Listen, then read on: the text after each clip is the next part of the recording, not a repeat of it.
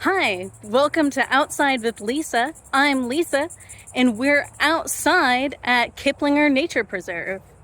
So, good news today, a judge just ordered the closure of the Everglades Detention Center, also known as Alligator Alcatraz. So, that is a huge win, closing down the American concentration camp here in Florida. Fantastic. Hate that it had to happen. Glad that it did.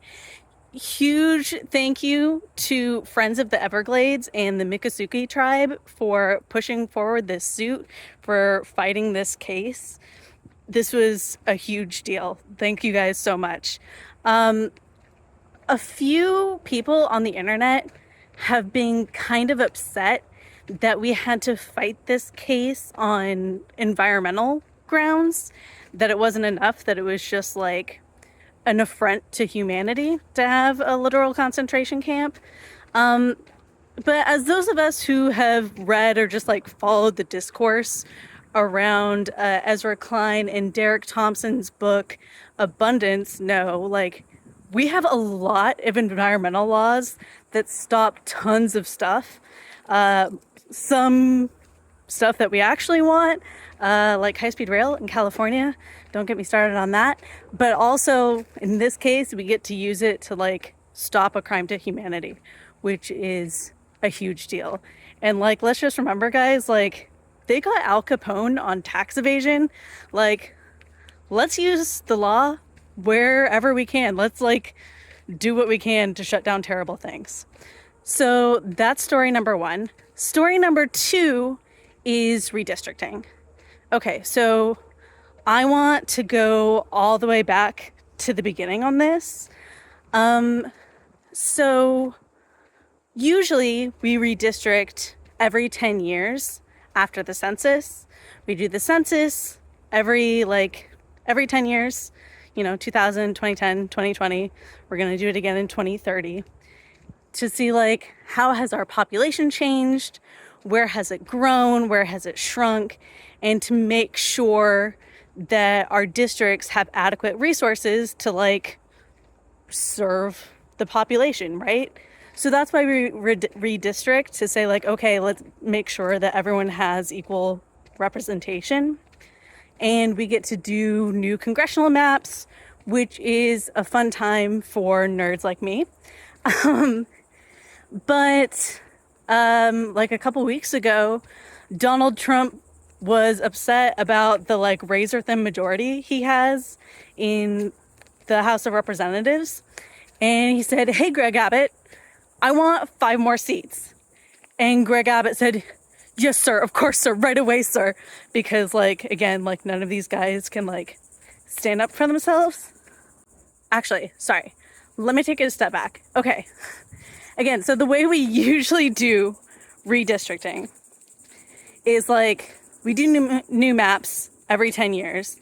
Lots of blue states have independent redistricting committees.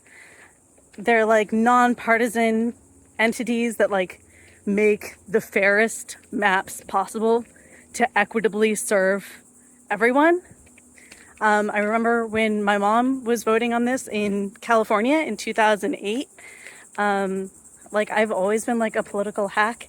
And so I was like, nonpartisan, but why don't we just elect a bunch of Democrats? And my mom was like, no, this is like a good government thing to do.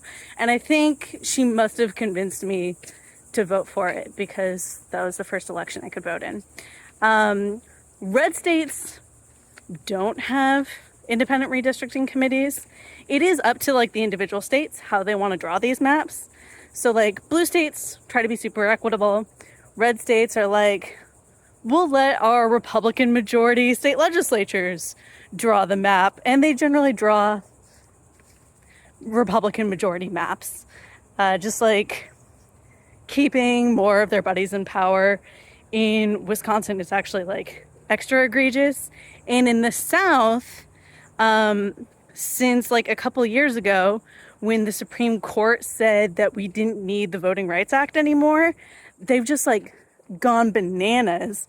Like a bunch of their maps have had to be redrawn because of like how completely racist they are. they're supposed to have like equal representation for communities of color, and they're like, we don't have to do that anymore. So that's fun. Okay, so going back to the situation now. Trump tells Greg Abbott, I want 5 more seats. Abbott's like, yes, sir, right away, sir. Calls a special session in the Texas legislature to draw new maps. And Texas Democrats are like super outnumbered, and there's not much they can do to stop this except just like shut down the legislature.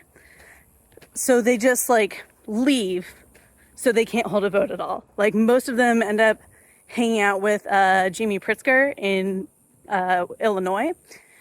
But it's a part-time legislature, which is anti-small d Democratic for like a bunch of other reasons that I can go into. But like part-time legislatures are a terrible idea. But like they're gone in like Illinois, among other places, for a couple weeks. But they do eventually need to go back home because they have like jobs that actually pay them and like families and lives and stuff in Texas. These are Texas state representatives. They can't just like up and move to Illinois. So they eventually came home, and Greg Abbott and like the Texas Republicans were pissed, and they were like, you're not allowed to leave this room unless you sign a permission slip and have a security guard like escort you around, because they didn't want them to leave the state again. And I think most of them like initially signed it. Not all of them came back, I don't think. But Nicole Collier, State Representative Nicole Collier, was like, I'm not signing a fucking permission slip. And so they locked her on the floor of the house, and they're like, you need to be on the floor or in the bathroom. She couldn't even go into her office. They're like, we're gonna come get you. It's ridiculous. So eventually they had to bring people back. The maps in Texas just got passed yesterday, which is unfortunate. But what the Texas Democrats did, it alerted blue state governments to say, like, hey, we need to respond to this. This is a threat that's happening.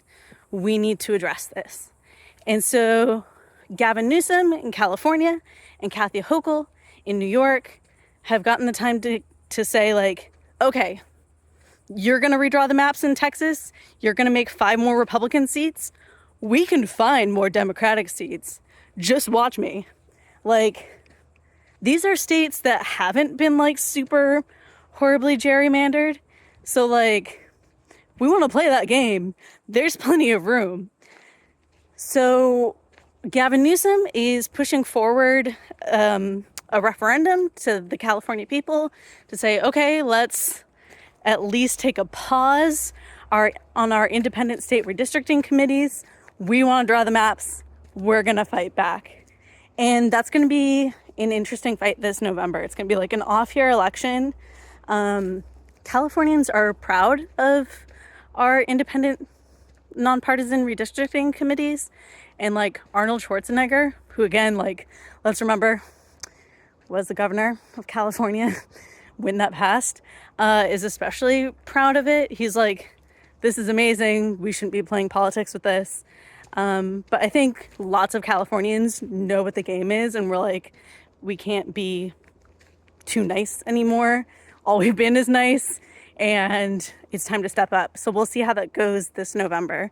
Kathy Hochul is about to try something similar. I'm not exactly sure how the process works in New York, but yeah, that's going to be fun to see. Maybe we'll get some more Democrats, and we're already expecting this midterm to be good for Democrats anyway. So that's going to be really fun. Also, as Amanda Littman pointed out on Threads this morning, last night, something, the Texas maps were already really gerrymandered. Like, they were already doing like everything within an inch of their lives to like make them as unfair as possible. So actually, by trying to like create 5 more Republican districts, they actually have to make some of their districts more competitive. So they're Republican, but less solidly Republican. So rather than being like any given Republican can win these races by like 10 points, it might be closer to like 5 or 7 points. And in a Democratic wave year, we might be able to get that number down even more. So like 5 points is a pretty tough margin, but it's not impossible. Like if you run a really good field campaign, like, and you've got some good resources, you can make that happen. So maybe we can flip some of these Texas seats. Like, come on, let's try it. You know, people are mad. Okay, so big picture, taking a step back. The first book I read after the 2024 election was Richard Reeves' book of Boys and Men, because I was the organizing director on this like top congressional race. And so like I was running the numbers every day, like while people were voting. I was just like, hey, how many ballots have been turned in? Who's turning in these ballots? And Democratic men just like were not coming out to vote. You can't tell necessarily like who somebody's voting for by pulling numbers like that, but I could tell that like there were not many Democratic men voting, and maybe just not that many Democratic men in general. And so before like any postmortem came out, I was kind of already like, well, what's going on here? Was this just my race? Is this part of a bigger problem? And it turned out like, yeah, this is part of a big problem. And men just were not voting for Kamala. It was everyone really not voting for Kamala. But we took huge hits amongst men of color, and we'd already been losing non-college educated white men. So like we're just losing non-college educated men altogether, and also non-college educated women. So I was reading this book, trying to figure out like what the deal with this is. And it turns out that like our economy is not working for men. The economy is not working for men. Boys aren't doing well in school. They're underperforming. They're not getting into college as much as women. They're not graduating college as much as women, or going into postgraduate fields nearly as much. And so that means that like they have to take more blue collar type jobs, which we're losing in this country. We're less of an economy that like makes cars and steel, and more of a service sector economy. So like, you know, we're going out more. We have wait staff. We have lots of nurses. Nursing is a huge growing field in this economy. But these sectors that are growing, these service sector jobs, are coded as more feminine. And lots of like manly men aren't really interested in these jobs. And so they're underemployed. A stat in the book that chilled me to my core was that we had more out of work young men in America than existed in the Chinese National Army. That's not what you want. You don't want a bunch of young men sitting around with nothing to do. That's how you get like conflicts in the Middle East. It's very bad. So, and in this case, they become like angry incel type people who like shoot up schools and stuff. It's terrible. And there are also lots of women who are struggling to like, you know, find a guy to date and marry, because a woman like wants somebody who can keep up with her, right? And these men just like aren't keeping up. So it's making the men even angrier. And among working class people in particular, they still hold the belief that men have to be the breadwinners. So among the segment of the population where men are having the hardest time earning bread, winning bread, they're requiring you to be a breadwinner. And so I think this is where this, like, you know, incel, little house on the prairie, angry male culture is coming from. Ooh, I have a fork in the road. Do I go left? Do I go right? I feel like I need to do this bridge. Okay. So that's where, like, a lot of that's coming from, is just like, we need to go back to an earlier time. We want to go back to like some 19th century frontier fantasy, which is very similar to like the fantasy kick that Trump is on. So this is working really well for him. And Charlie Kirk with the like Talking Points people has definitely been fanning the flame of this through like his social media campaigns on Instagram. You've seen it in a bunch of memes, like weirdly antagonistic, like right-wing leaning memes. That's Charlie Kirk's fault. I always thought that was the case. It turns out it absolutely is. And there are, of course, like women, especially like the 53% of white women. Oh, look, there's the river. River's over there. So this is super gorgeous. Okay. So there are of course lots of women, especially white women, who are always going to carry water for this sort of thing, whether it's like a pick-me sort of vibe, or whether they just like actually believe it, like they want to go into this myth of like men need to be the head of the household, women need to be submissive, and this is like an archetype they want to enforce. I read a lot after 2016 about how terrible white women are, because as a white woman myself, I did not know how white supremacist we were. That was a surprise. Anyway, turns out a lot of us are terrible.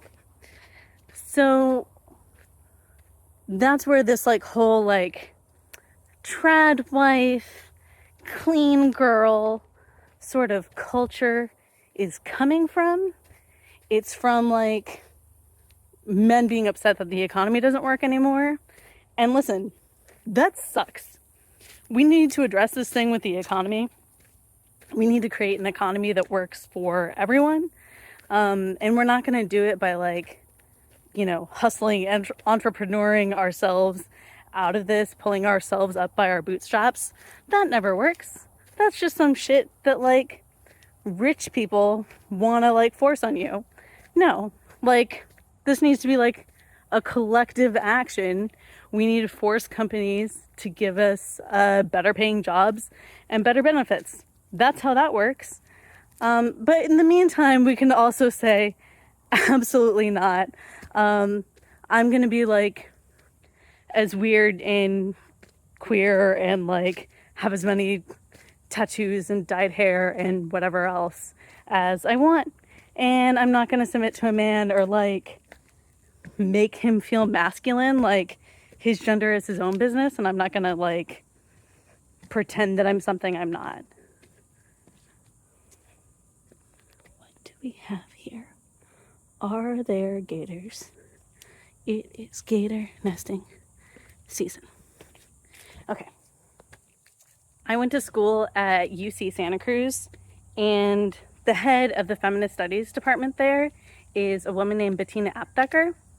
And her definition of feminism was basically the definition of socialism, because the argument was that like men who are struggling financially are more likely to like beat their wives, to be domestically violent, to subjugate women. And so women do overall better when the economy is more egalitarian. And we're slipping a little too far away from that right now. We've got some inequality, and we can see it with the way men want to send us back to the prairie. I'm not a Little House on the Prairie girl myself. Like, I'm very much like a 2025 millennial. Like, I like my sunscreen and my air conditioning and my podcasts. Like, I like baking bread too, but that's not my entire life. So, like, we're not going to shrink ourselves. We're not going to become submissive, but we're also going to fix the economy so everyone does a lot better. So my action step for today, I hope people are starting to get their lists of like Democrats, other sympathetic progressives in their neighborhoods. I got mine a couple weeks ago, and also I just booked the community room in my neighborhood. It was $50. There was also a $500 deposit, which I'm still struggling to come up with. But my next step is to reach out to the people on my list and get them together for an event at the community center on September 20th. So we can like start getting to know each other, starting to form community. The big thing with events like this, any event you want to put on, whether it's like a potluck or like a kickball game or kayak day or whatever you're doing, just make sure that it's consistent, because that's how you can actually like develop these relationships. And like, if your first event doesn't go well, you don't get that many people, try again next month. You know, like sometimes like stuff opens up in people's schedule. If they know that you're doing something every like third Saturday at 10, the next time that they have a free third Saturday at 10, they'll come see you, you know?